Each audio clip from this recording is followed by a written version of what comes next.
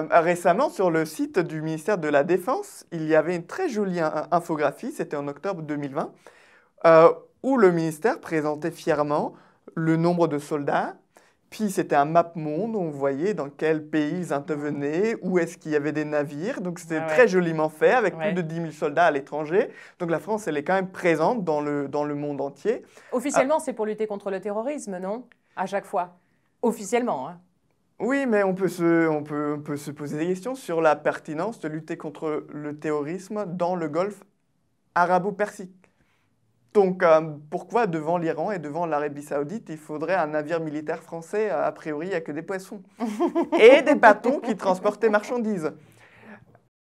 En fait, le capitalisme, ce n'est pas un monde sans État. Ça revient régulièrement dans les débats en France que le néolibéralisme, ce serait le recul de l'État, alors qu'il n'en est rien. Bien C'est sûr. juste une nouvelle organisation de l'État. Et effectivement, cette réorganisation néolibérale de l'État peut être plus violente à l'intérieur, mais elle a toujours été violente à l'extérieur, et à une échelle autrement plus massive. D'accord.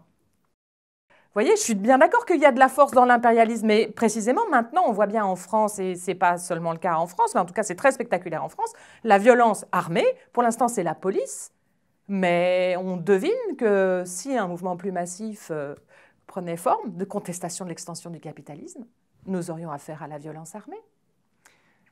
J'ai quand même tendance à distinguer les bombardements d'un avion de chasse du gaz lacrymogène. Donc ça, c'est une première chose, mais qui est D'accord. Et quantitative. du LBD quand même, hein, de la mutilation et tout ça, Oui. c'est pas que des lacrymos. Donc Ouais. il y a cette différence quantitative D'accord. à laquelle s'ajoute une différence qualitative, à savoir que l'État en France est reconnu comme étant en son droit de recourir à la violence. Ouais, d'accord. C'est considéré comme Légitime. légitime quand la situation le D'accord. veut. Donc ça, c'est une première chose, alors que il n'y a strictement aucune légitimité démocratique à partir bombarder la Libye.